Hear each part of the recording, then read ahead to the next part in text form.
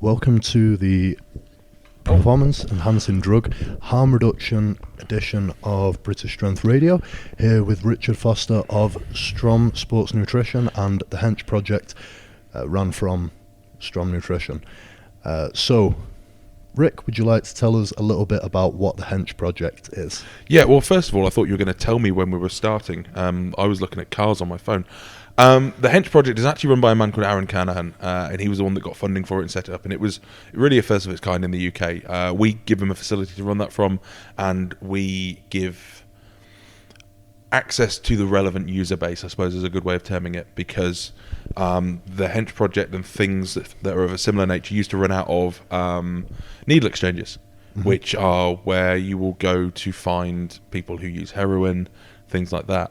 And as a result, they simply weren't used by our community. You know, people who have a job. So the needle exchange in Shrewsbury, for example, used to be open from 10 till 4, Monday to Friday. If you've got a job, you can't go. No. And that was the only place to access advice. So maybe 3 or 4 years ago, I knew Aaron through speaking to him at the Hench Project. We started to operate it through here, and here is now the main place that it operates through. Previously, it was our old shop. And it's a service whereby you can come and get your blood work done. We just charge £20, which covers kind of administration costs, and that allows you to get your blood work done in a non-judgmental environment where people who actually have experience of use can deal with you. So Aaron, the gentleman who administers the blood work, is very, very experienced in the field of anabolic steroids. He also has a private business called Vitruvian Man, so he is extremely experienced in hormone management. If you want advice based more around real world use, then I'm happy to give that off the record. In the same way that anyone who goes on podcasts and talks about drugs and stuff is, none of us are medically qualified. Anyone who is medically qualified will not and cannot comment on supraphysiological use of performance-enhancing drugs, because even if someone were a doctor, the doses that the community use are massively higher than the dose that would be used medically, generally speaking. So the Hench Project is not aimed to enhance or guide usage as such? No. Obviously, I work with competitive athletes, and it's a topic that I'm interested in. It's a topic that I'm studying at university, hopefully towards a PhD. So I'm happy to have those off-the-record conversations. But the Hench Project is about managing your health markers. It's about reducing the harm and the risk that people undertake, and hopefully educating people before they take anything. So before I took any steroids, my preparation consisted of a bloke called Big Dave giving me some stuff. And I imagine your situation was similar. Yep. Certainly when I started out, which is going back 16 years now, things like blood work weren't done as standard practice. You would take some stuff for a period of maybe 12 weeks. You would stop. You probably wouldn't do any kind of PCT, and you would stop for a period of maybe the same amount of time as you'd been on, plus a month. Yep, just a standard protocol. Just some arbitrary figure that someone came up with, and then you would go back on again. There was no monitoring. There was no... So the Hench Project, if you're someone who is on the fence or is thinking about using, you can have a frank conversation with Aaron about the side effects, the possible issues that you might come up against. If you're someone who's decided, I'm going to take steroids, and you're not really interested in having a conversation about whether that's a good idea or what, but you want to be as well armed in terms of knowledge as possible, that's where the Hench Project comes in really, really well, because you can come and get blood work done before you've taken anything, and then for the rest of your life you've got kind of a clean sheet of what your blood work looks like in terms of your health markers, your testosterone levels, your luteinizing hormones, your platelet count, your red blood cell count, your cholesterol, before you've taken anything. And you can consider that really your gold standard. That's where you're trying to get your blood work back to every time you're having a period off. Okay. And then for the users, it allows you to monitor your health on cycle. So if you're running a cycle, you think you might be pushing things a little bit, you can see how your liver's coping, see how your kidneys are coping, see if your hematocrit's high, see if your red blood cell count is high, see if your cholesterol's out of whack. Or if you've run a cycle and you want to see where you're at, because ideally when you do your cycle and you come off, or your cruise or whatever you do, you want to be getting everything as close back to that original level of health as it was. You can assess to see if that's happened, and those are all things that we can do, and we can do really, really well. And what they are tools to allow you to make informed decisions about the risks that you're undertaking. No one can make it safe. I don't care who who they are. No one can make taking steroids safe, but what we can do is minimise the risks. And there's risks with everything. There's risks with crossing the road. There's risks with you driving here today. So it's just about minimising those risks and yeah, trying to help people make informed decisions and ultimately improve your performance long term. By being healthier. Yeah, we had a conversation before about the amounts that lifters that we know use, and actually the guys who are lifting the best aren't necessarily the guys using the most, but they are generally the people who have the most sensible approach to it. And I do want to talk a little bit later about what I feel is a sensible approach for powerlifting, that a lot of powerlifters get their advice on steroids from bodybuilders, and I think that's because bodybuilders love steroids. Bodybuilders love drugs. And actually the way a bodybuilder uses steroids is not the way I would suggest a powerlifter uses them. That'll be interesting to cover. So what I want to ask you first, even though we've kind of covered it there, when we say harm reduction, for the steroid user, what does that mean? Because it might be a little bit different to what it means for a heroin user who might be using needles used by his friend or someone who doesn't even know. So we're not a needle exchange service, although there is one that operates in Shrewsbury, and we're not giving you safe advice on injecting, although we can. Aaron is trained for that, and Aaron does that. It's just something that's never been asked, because generally we find the people who come to us are quite well informed on that side of things, or they tell us they are. Quite often I think when you actually break down what they think is good practice, it might not be, but generally it is that educational process. In an ideal world we want people to take responsibility for their own use, and part of that is teaching people how to interpret those blood results and what might be normal for someone who uses and someone who trains, what isn't normal.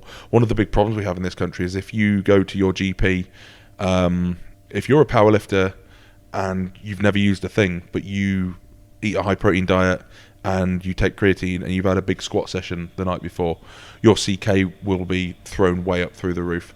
There are GPs who would panic at that, and there are also GPs where if you tell them you use steroids, they will sometimes refuse to help you or be very negative. Or I've got two friends who are very, very good GPs, one of which will just refer people to us, who simply don't know, and it's not their fault. They're just not informed on the topic. So yeah, that's the goal really, is so that everyone understands what is sensible, what's not sensible, how to interpret their blood work. You really can't make informed decisions without blood work, and I know a lot of people don't, but you can't. If you haven't got that information in black and white, you are just guessing. Okay, so we're reducing side effects, basically. Side effects. Hopefully, yeah. Harm in that way. Yeah, so that can come in a multitude of things. Within the bodybuilding community, everyone's terrified of estrogen because they're terrified of getting gyno, they're terrified of holding water. So a lot of people will take things like a Arimidex or an Astrozole or Letrozole to lower estrogen as much as they possibly can. But that can be very damaging on joints. Where it shows up in blood work is that it's incredibly damaging, particularly if you're using a Arimidex, in lipids and your cholesterol levels. And that's something that you won't feel, you won't really know until you end up having a stroke at 38. Right. So that's the kind of thing that we can draw attention to, and you can make changes to drug use, you can make changes to diet, you can make changes to maybe doing a little bit more CV, and hopefully prevent that from being a problem. In terms of things that we have, and I don't want to do the scare story thing, because scare stories around drug use is one of the worst things you can do, but we have had an incident where someone came and their potassium came back at 8.1, and at around 9 you're dead. Again, it was a bodybuilder, diuretics had been involved, but we sent his blood off on Saturday. The lab got back to us Saturday afternoon, fortunately. He had to go straight down to hospital, be on an IV, and potentially that was a life saved. So was this directly after he'd done a show, he'd come in to do blood work? Or? No, it was to look good when he went away for the weekend. Christ, that's... But what we find more and more, and I talked about this on a podcast, I don't know when it was,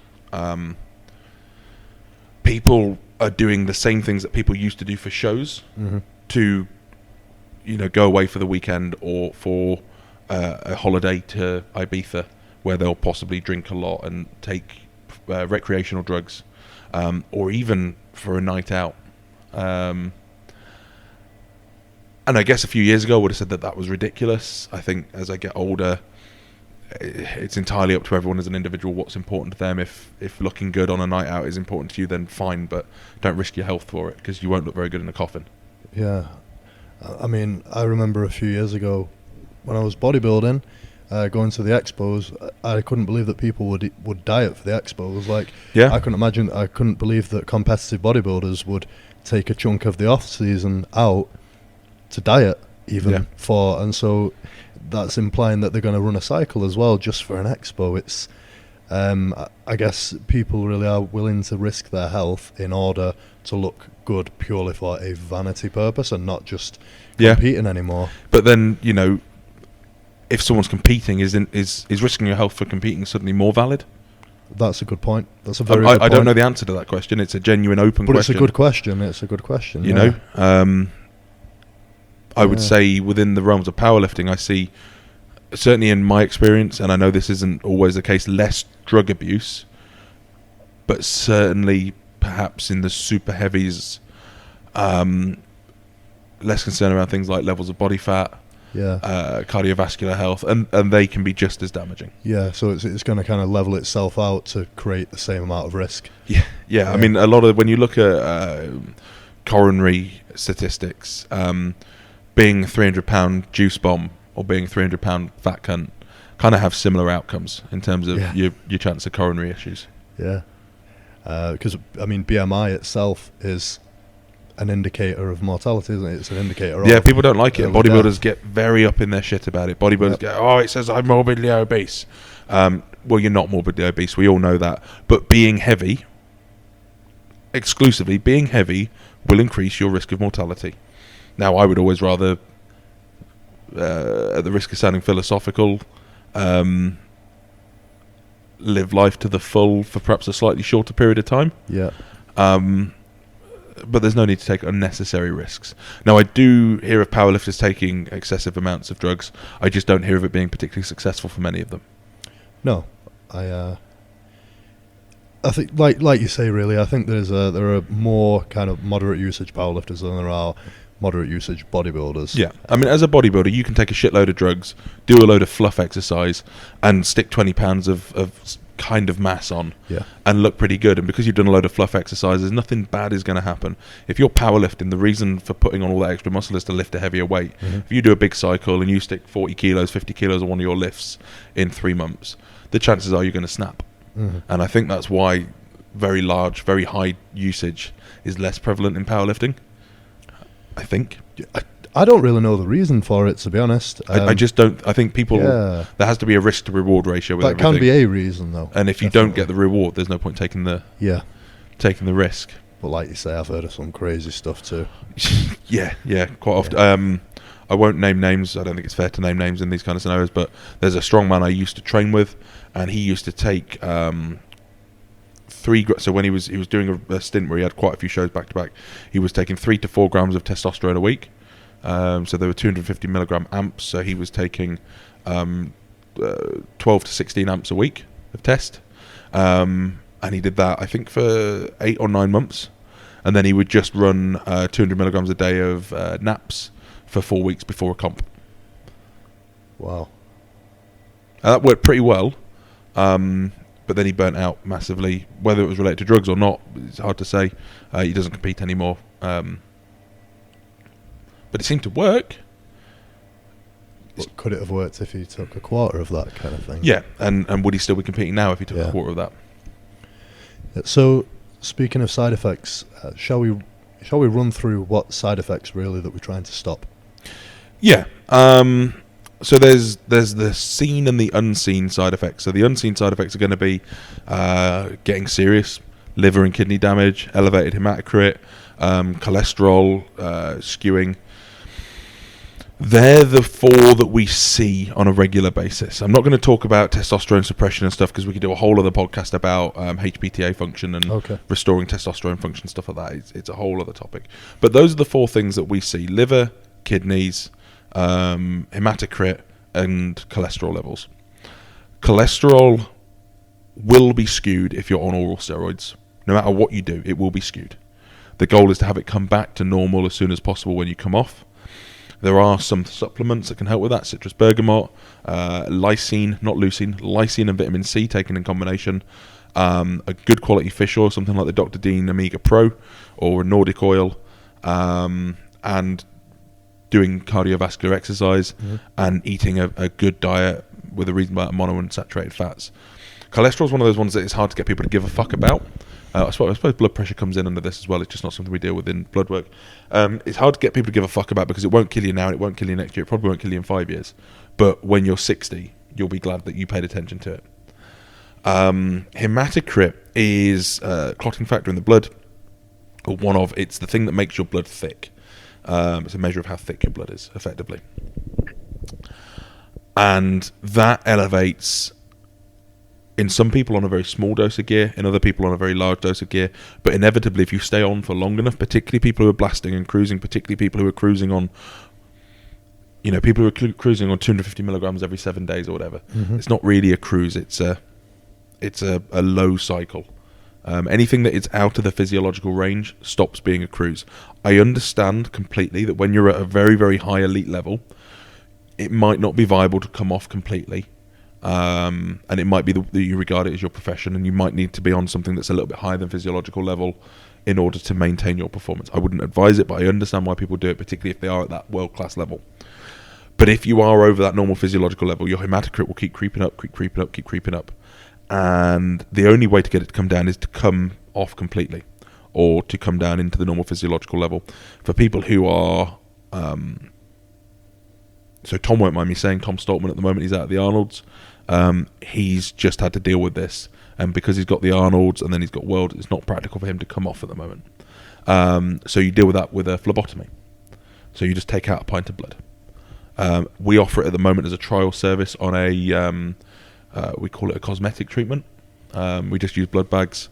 You take out a pint of blood. You test again in 2 weeks. It will normally come down dramatically. You can do it once a month if you're really predisposed to it or using things like EQ. I would always recommend trying to find the root cause and maybe winding that down a little bit. But as an immediate, my hematocrit's really high. That massively raises my risk of a stroke. Let's take a pint of blood out, hydrate the fuck out of ourselves, and it will drop down within 24 hours. From someone who's always... how long will that last for? Again, it depends on how many drugs someone's running and what their genetic predisposition is to it. Okay. I'm quite prone to it, even on a very low amount of gear, or I suspect actually even if I didn't use anything. It's something I've done for a long time just because there are general health benefits associated with it. I think if you do, you do it once a month for 4 months, it's kind of like doing an oil change on a car. There are some studies showing benefits to it. It's very popular with American well-being enthusiasts, so I'm into that kind of shit. But if your hematocrit is high, blood work will show that it's high, and you pull a pint of blood. I've done it recently. Reese has done it. We've also done it for Badger. The best way I can describe it is it's like, when you've been wearing a woolly hat all day inside and you forget it's on, and then you take it off, you go, oh, fucking hell, that feels better. It's like that. You feel like you've taken a pressure off your head, and it's really noticeable the following morning you wake up and you're like, you know what, I just feel better. Again, if you haven't got high hematocrit, you won't benefit from it, and there's no point having it done. You can go and give blood. I would really rather people didn't. Although that blood will get cleaned and filtered and screened, I don't think it's fair to abuse, because it'll get screened and then they'll throw it away. And we're wasting NHS resources, and they're strained enough as it is, without getting all preachy. So we do it for 40 quid. Dave Crossan does it for something in that region. There are other people that do it. Well, not Dave Crossan, but Eval, a company that Dave Crossan works with. So get it done by a company that does it for that purpose, or get it done privately. I'm not advising this, but when I was a bodybuilder and I used to take lots and lots and lots of drugs, I used to do it myself in the front room into an old milk bowl. Okay. That's definitely not advisable. It's not the right way to do it. But if it's a stupid idea and it works... I know Luke Sandow, a bodybuilder, some of your listeners might be aware of, he used to have to do it himself as well. It's only recently that people have started to offer it as a service. So sounds better that it's offered. Cholesterol, hematocrit, both things that you won't really notice until it's sorted. Or cholesterol you won't notice even when it is sorted, but important and manageable. Liver, kidneys. That's where things like on-cycle support products really come into their own. Again, long term, if there's something that's straining your liver or your kidneys, you want to remove that item. But if you're on a cycle, if you're running up to a meet, that's where on-cycle support products can really, really be useful. We do Support Max, which is genuinely very, very effective for moderate cycles. If you've got a real specific problem, again, Supplement Needs do a product called the Dr. Dean Liver Stack, which is if you're really, really pushing things. Support Max covers cholesterol and heart health and a load of other things as well. So Support Max is really your all-in-one option. The active ingredient there for liver function is TUDCA and nacylcysteine. The TUDCA helps with kidney function as well. TUDCA helps with liver function. For kidney function, there's an ingredient you can get called astragalus. That's also available in a product called Astraflow. You don't generally see kidney function compromised as much as you might expect. Liver function is more common, I think, because that's the thing that gets strained first with orals. Which is it just oral steroids that strain the liver? No, oral steroids, and anything that's 19 nor, so trends, decas, and then anything else beyond testosterone, so things like equipoise, mastrons will strain the liver, but more mildly. So 19 nors, trends and decas are very, very bad for it. Okay. Everything else less so. But yeah. Could that be injecting an oral doesn't make it less toxic. Right. Could that be a reason why tren can have an appetite reducing effect? Yeah, tren interferes with bile flow from the pancreas in exactly the same way as the orals we discussed the other day. I think it's starting to make sense for me now, but it's exactly the same mechanism and it's the same feeling, isn't it, if you think about it? Yeah. Fucking hell. Just with the injectable, you're not getting the stomach disruption at the same time, right? So it's less acute, but the mechanism is exactly the same.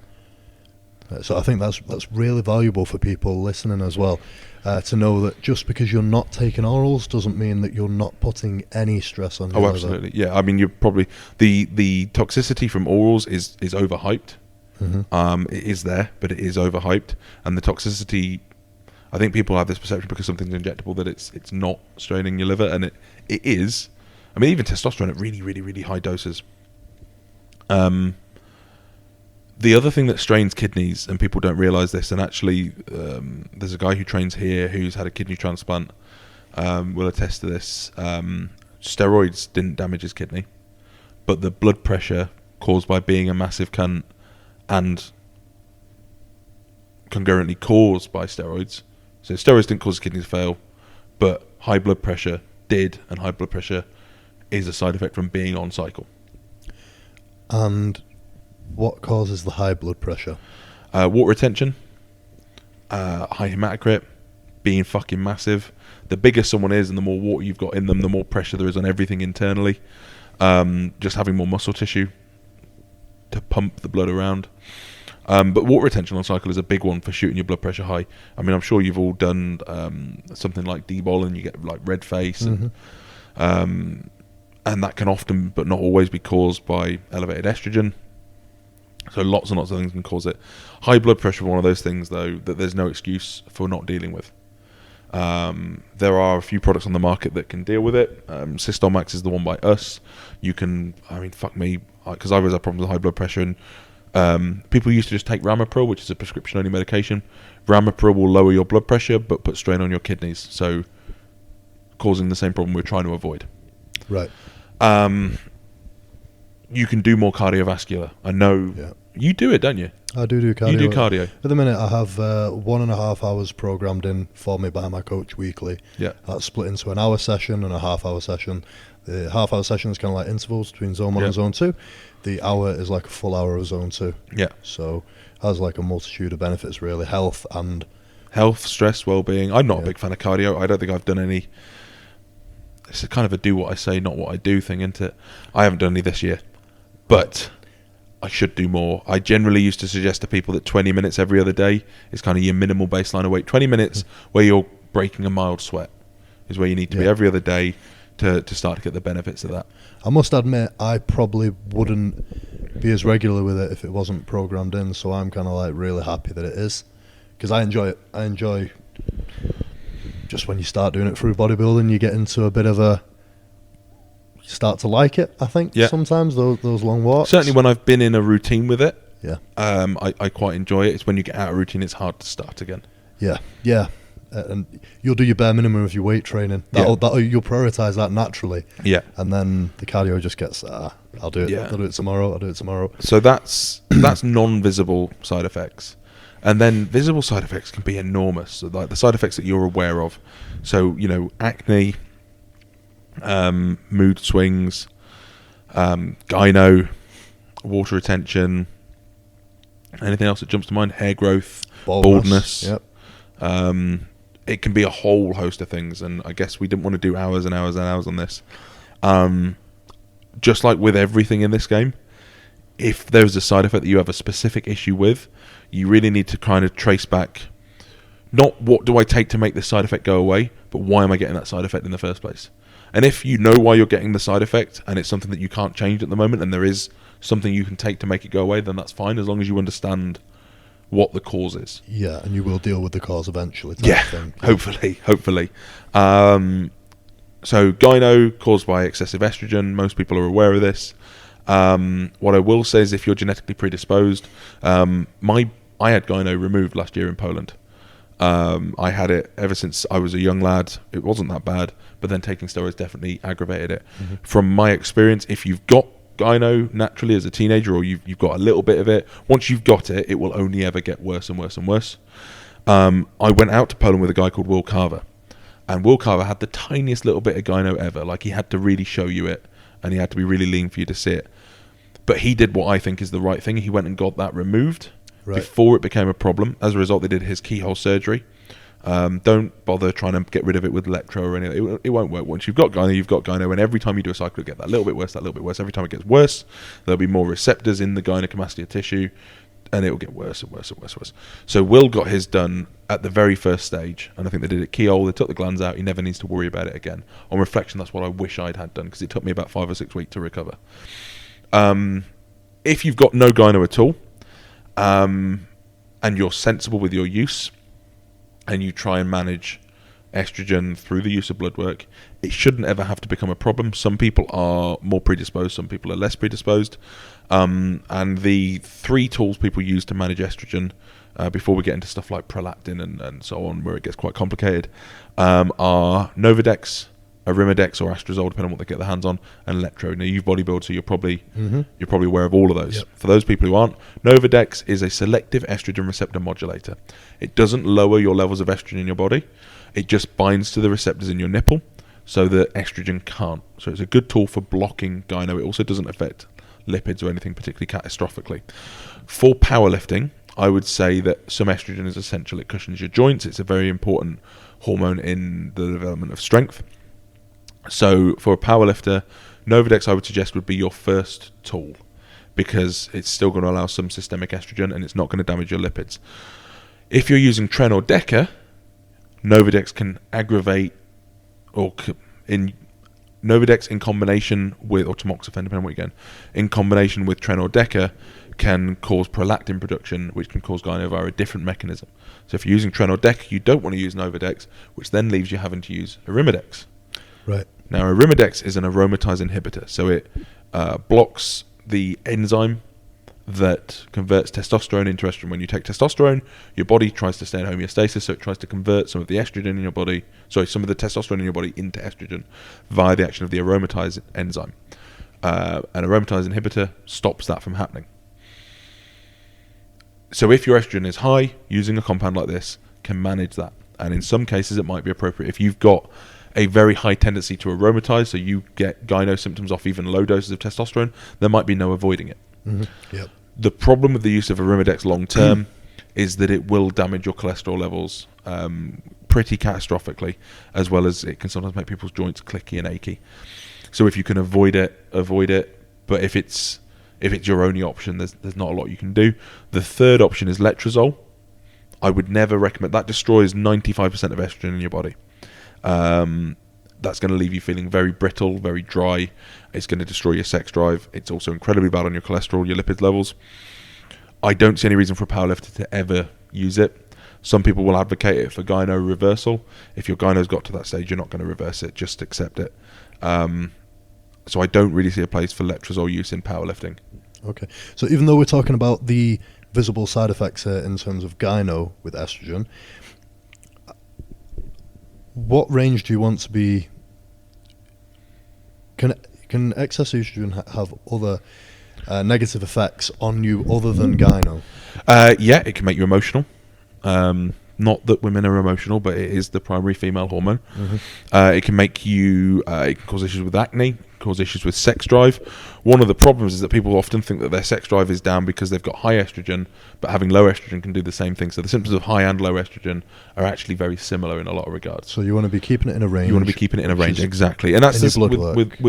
In your blood work. And with most hormones, you want to try and keep them in the range if you can.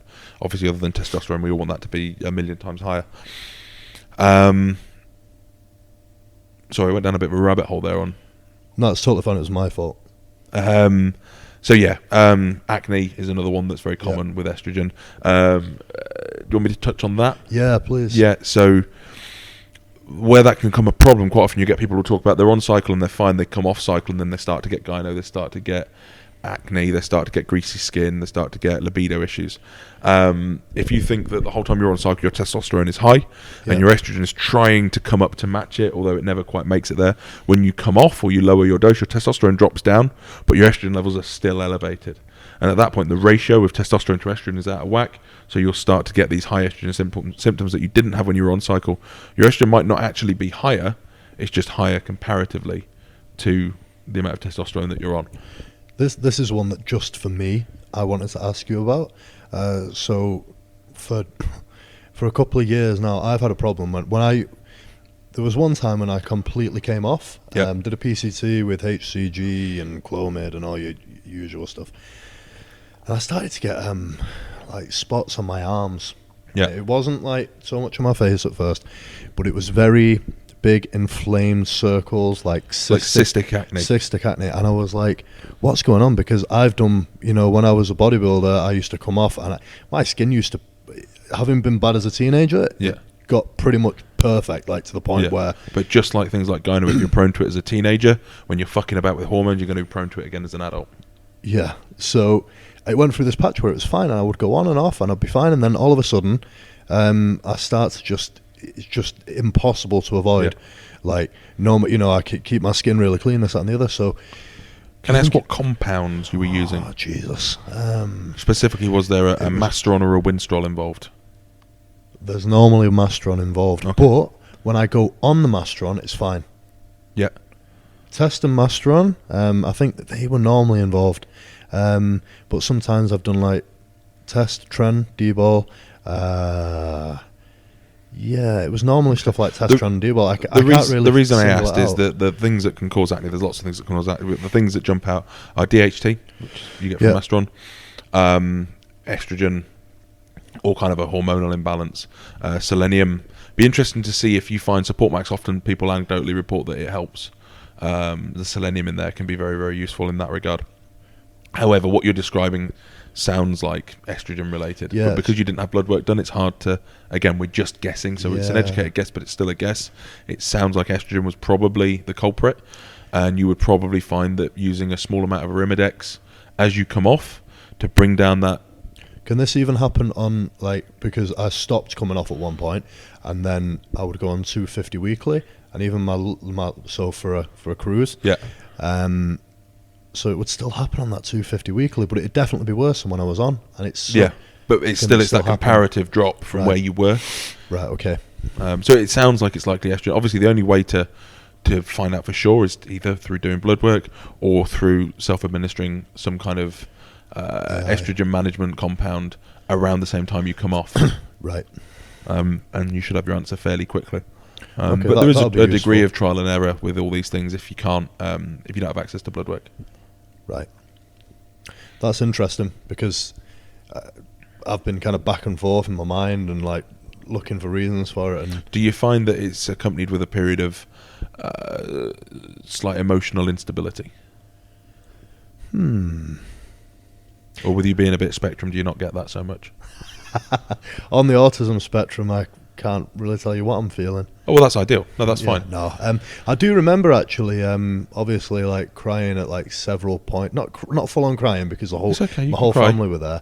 Of the Lion King, but like just all the way through at Christmas. I think I was off.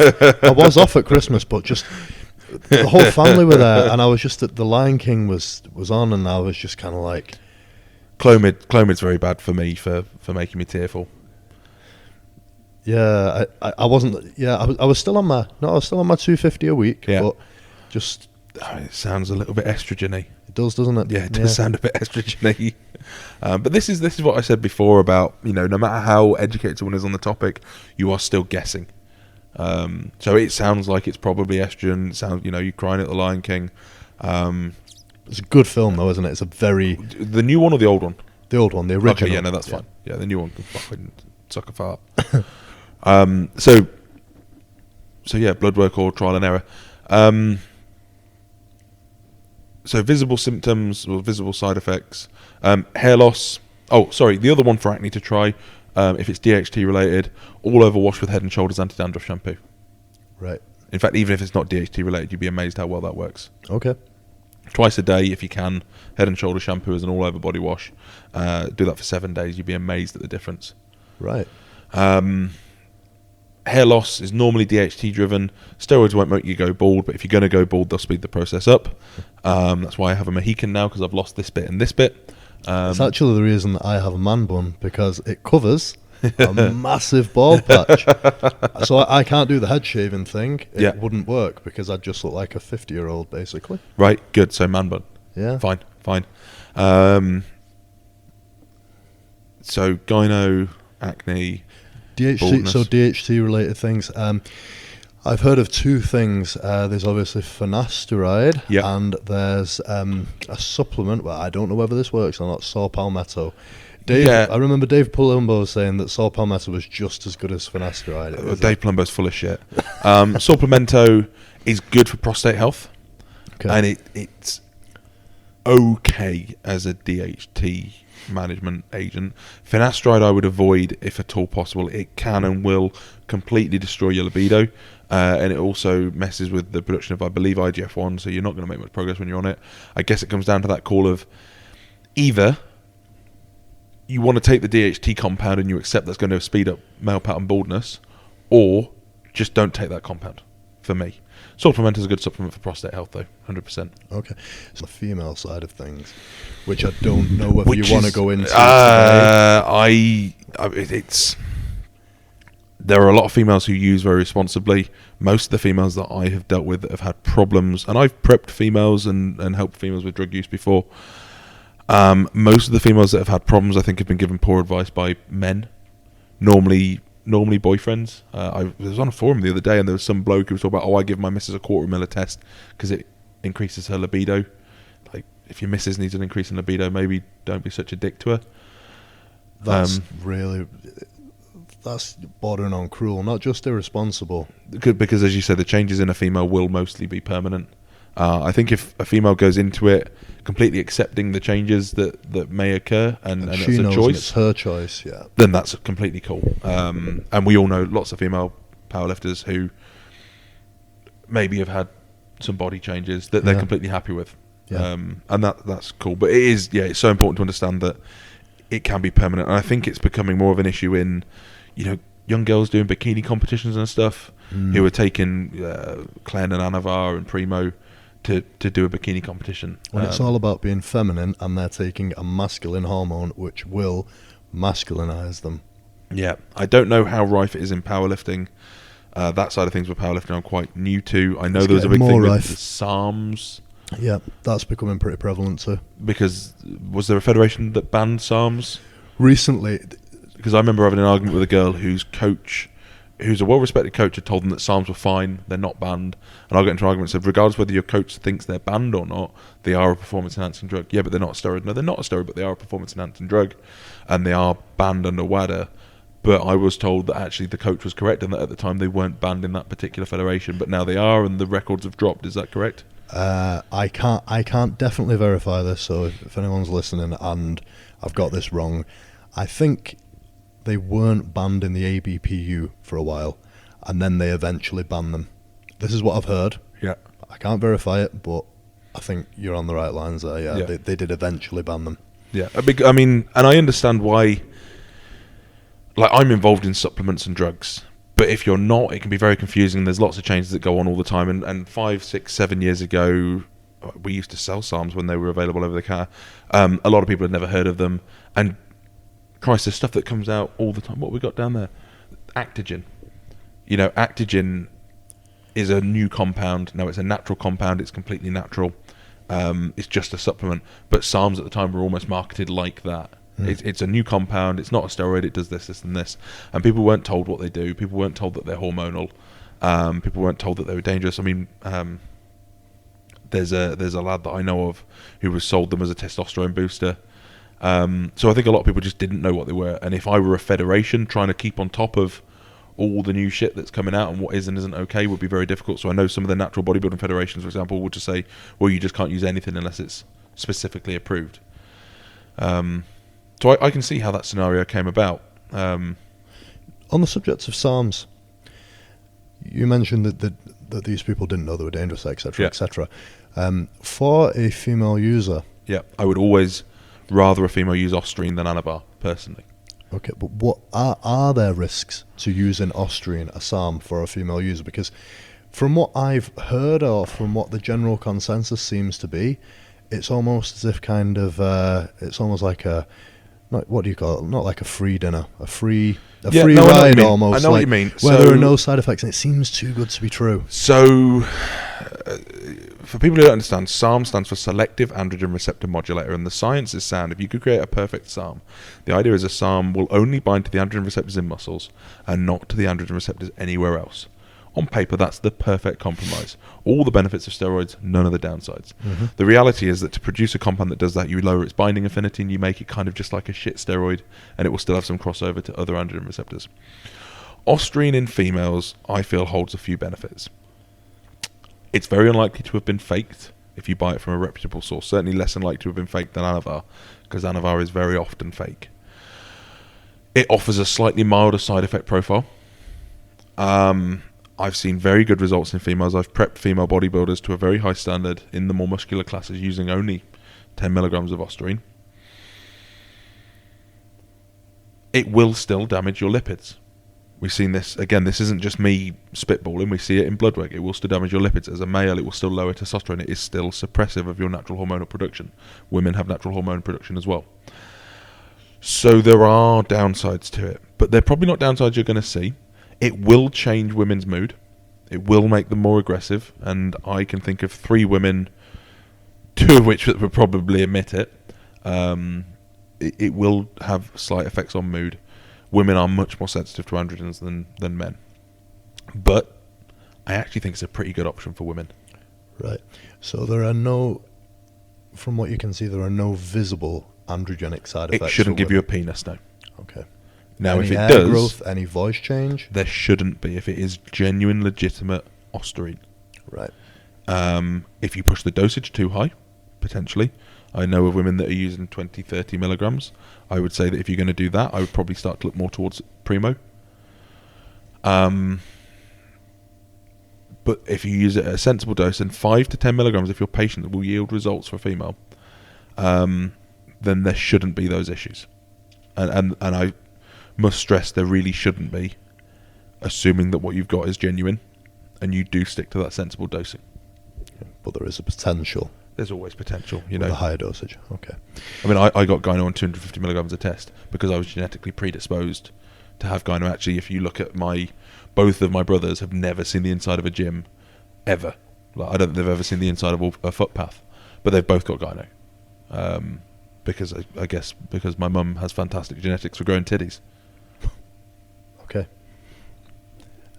Do you want to give us like a little brief run through of the side effects that females could? Enlarged clitoris growth, body hair growth, jawline changes, facial changes. Again, the same as men, damaged lipids, liver, kidneys, enlargement of the heart, although that's more to do with just being strong as fuck and being massive. I suppose the big difference with a female is that they can be permanent. Yeah. And again, if you're happy with that, that's completely cool. And if you're informed of that, where it becomes difficult is where you're not. And I know, particularly in the bodybuilding world, of some people who have maybe ended up going down a path where they end up having permanent changes, and then they have to kind of be like, oh yeah, that's what I wanted. And it's perhaps not. But once it's happened, what can you do? Yeah. I've known more than one woman who has actually said that she's regretted it. You know, and that's quite sad. And it's important that people are open about that. It's great. You know what? I wish more men would be open about regretting use. Certainly because of the level I competed at, I wish I hadn't used as much in the past. And that's why I do so much around harm reduction now. But I do think it's important that perhaps women that do regret it speak out, because you see an awful lot of people going, it's our body, we've done whatever we want to do. Fantastic, brilliant. As long as you truly mean that. Yeah. But you've got to It's very easy to lie to yourself to try and make yourself feel better. 100%. Yeah, absolutely. And how would you advise the reduction in harm, I guess? For females? For females, reduction in harm. So one of the advantages with females, I was chatting about this with a female on Monday. One of the advantages with this is actually because the dosages women use, even a woman who's what you would consider a moderate user, are so low. The liver and kidney strain is massively lower. The damaged cholesterol is massively lower. They don't have to deal with shutdown to the same extent that a man does, although there is some interruption to natural hormone production.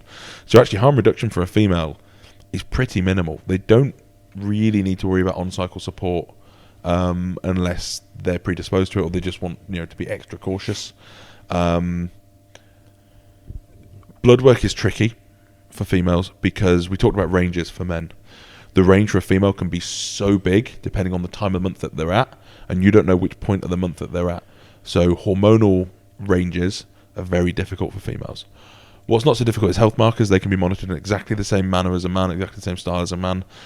We do have a bit of trouble at the moment with the Hench Project doing that because the funding that we got, and don't judge us, it was a long time ago, was for men.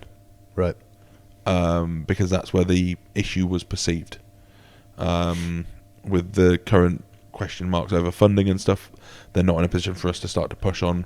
Maybe we need to look at this for females because we are getting more and more women asking about it. So we can do health markers for women. We just don't put on the form that it's a woman, but we can't do hormonal panels for women because we just don't have the ranges and we don't know what point in a woman's cycle you are. And Aaron, who does it, simply doesn't have the experience in that field. I think it's important if you don't know how to do something, you say rather than just go, yeah, fuck it, it'll be alright, it's people's health. Of course.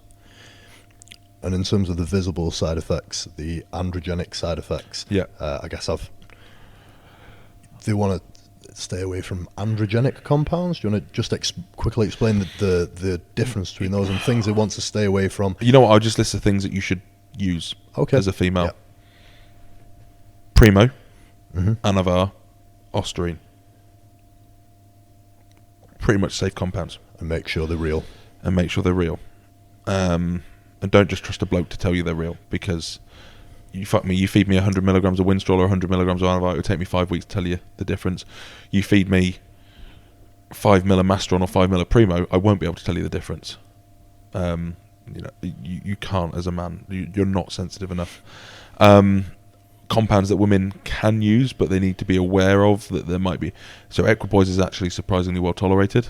I've heard Grace of Vanessa say the same. Yeah. So equipoise is fairly well tolerated. Slow burner. It's going to take a while. Deca. Again, you need to be cautious. You may start to get some degree of masculinization. You shouldn't to any great degree. Small amounts of Trenbolone. I would rather, and I don't say this lightly, and I don't particularly enjoy saying it, I would rather a female use a small amount of Trenbolone than any amount of testosterone. As you see women talk about using 25 milligrams of test a week or whatever, I see no reason to do that. Unless you say, I want to be the world powerlifting champion and I don't give a fuck what happens in terms of virilization. If that's genuinely where you're at, then do what the fuck you want. It's not my place to judge. But in terms of people saying we want the minimal risk to reward, Osterine, Anavar, Primo. We want a little bit more risk for a little bit more reward. equipoise, Deca, and then the best possible reward, and we're willing to accept some risk, maybe Tren. The emotional, psychological side effects with a female of Tren, women are more androgen sensitive than men anyway, and Tren will fuck most men up. And if it doesn't fuck you up, you've probably not got good Tren. I realise I might be in a minority by saying that. I know I agree. There are some men that claim they can tolerate it very well. I've not met one. No, I agree. Yeah. I've got a friend at the moment who's using it. I think we spoke about it before, and he thinks that he's tolerating it fine, but there has been a dramatic change in his behaviour. He just doesn't see it because he's still in it. Yeah, I agree with that. People have said, not that I've been on a rampage or anything when I've been on Trenbolone, but I'm quite a quiet person. People have noticed just a subtle change that I've not been myself. Probably been more withdrawn. Yeah. If anything. So going on to almost a summary now. We've discussed the side effects. We've discussed how you can help. Let's summarise to men who want to start doing blood work, whether it be here at the Hench Project or in their own area. Yeah, Medichecks are good. Youth Revisited. There's plenty of options out there. I guess the most important take-home message, and I don't want to lose people here, would be take responsibility for your own actions. These are dangerous compounds. Anyone who tells you that they're not is kidding themselves. There is genuine risk of affecting your health long term. If you turn around to me and said, I guarantee that I'll get you a 400 kilo deadlift, but it's going to take 10 years off your life, would I take that now? Probably not. 10 years ago I would have. 100%. I wouldn't have even thought about it. Just to clarify, you'd have to tell me how long I was going to live for originally. If you say I'm going to live to 90, I'll take 80. Yeah. Take responsibility for your own actions. No one makes you take these things. You don't have to take any of these things. So if you choose to, it's because you want to and you're happy with those risks. If you're going to, if you're in a position to, get blood work done before you ever take anything. Deal with problems before they're problems. Try and anticipate issues. And don't start a cycle until you've got everything in place for that cycle. Everything you might need in terms of cycle support. Whether that's ancillaries like Irimidex or on-cycle support compounds and your PCT or whatever you're going to do after. If you can't afford any of those things, don't take the fucking drugs. Do not run a cycle based on what you can afford at that month. I've done it. It's not a good place to be. If you can't afford everything you need for your full cycle, just don't start. And I think that's the main things.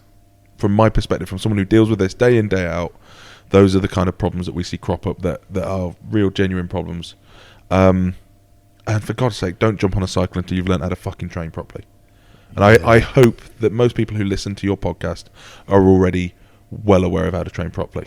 Yeah, you would think so. But if you're 17 and you've decided that you're going to get into powerlifting, because powerlifting is very trendy at the moment, so there may well be people listening to this who have been in the gym for 3 months and say they're powerlifters because they've got a belt and some Cerberus knee sleeves or whatever. Mm-hmm. That was my bottom. I genuinely thought that was a motorbike. Yeah, no, that was my bottom.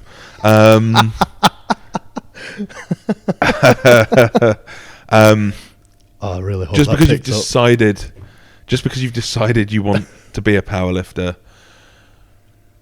and we've probably turned around. It wasn't on air, was it? But we said if you want to be a pro at something, you're probably going to have to start very early. Yeah, someone said that to me when I started taking steroids. I'll admit I was fucking 16 years old. Started taking D-ball. They said to me, pointed at the screen at the time, it was Mr. Olympia. Said, if you want to be on that stage one day, you're going to have to start now. And while that's not necessarily wrong advice, on a technical level, learn to train. Like I know they've talked about Arnold Schwarzenegger was taking gear when he was a teenager, but he was training from the age of about 11. Yeah. And he's Arnold Schwarzenegger. People will talk about how Ronnie Coleman or how Dorian Yates used to train. They could train however the fuck they wanted. They're genetic freaks. Learn to train before you take anything, and learn to eat. Yeah, I was going to say the same thing. There are so many other things that even if you are on gear, that underpin gear use. Yeah. They're the base of your pyramid. Training and eating and sleeping. If you're not doing those three main things to the best of your ability, then the gear just it won't replace any of those things. It just simply you will have not. seen it. If you're someone who can't gain weight off cycle, you do a cycle, you stick 10 pounds on, you go off cycle, and then you'll gradually just return to that initial weight because you haven't learned to eat and train. Yeah, you won't maintain to it. be that heavier guy. Absolutely. Do you think you could give a quick list of blood markers that people are looking at? Not necessarily the ranges, because I don't expect you to remember those off the top of your head. But I would say if you're going to use someone like the Hench Project, speak to Aaron, and he will tell you what to look at. If you're going to use someone like MediChecks, they do a full sports performance test, but at a minimum, the things that we see regularly, your cholesterol levels, liver values, kidney values, and blood count, they're the things that we see skewed. Testosterone levels and stuff, they're going to be relevant to the individual depending on whether they're on cycle or off cycle or whatever. If you're on cycle, a lot of people like to come in and go get their test levels checked while they're on cycle to see if their gear is bunk or whatever. You should be able to tell if your gear's bunk. You should definitely be able to tell. Yeah. Unless you're using a few compounds and one of them is bunk, but at the same time, getting your test levels checked won't. It's difficult checking hormone levels when you're on, because some things, for example, Tren and Deca can sometimes show as estrogen. Yeah. So that side of it can sometimes become a little bit difficult. But health markers, the healthier you are, the better you'll train, the better you'll perform. Long term, the better you'll lift. Brilliant. Well, I think in that hour we have really got to the roots of what harm reduction is, what people can do to keep themselves a lot more healthy, the side effects to look out for, female side effects. So I think we've covered quite a lot, and we've covered the most essential things. So thank you, Rick. If anyone does have any specific questions, feel free to shoot me a line. If I don't know the answer, I'll point you in the direction of someone who does. Excellent. So thank you very much again. Thank you very much for having me. I'd just like to say that if you would like to support the generation of future episodes of this podcast, go to BritishStrengthMagazine.com, subscribe to British Strength Magazine. We have the brightest minds in the UK strength sports industry writing for the magazine, and interviews with the UK's strongest athletes. And if you are interested in the Strom range of supplements, Rick, I'll let you. www.stromsports.com. Use the code POWER, that's Reese's POWA, because I haven't set up a British Strength one yet, to get free shipping. We don't do discounts. I value our products, but we will do free shipping if you just want to try one product from the range to save you having to pay out on that. Wonderful. Thank you again. Thank you.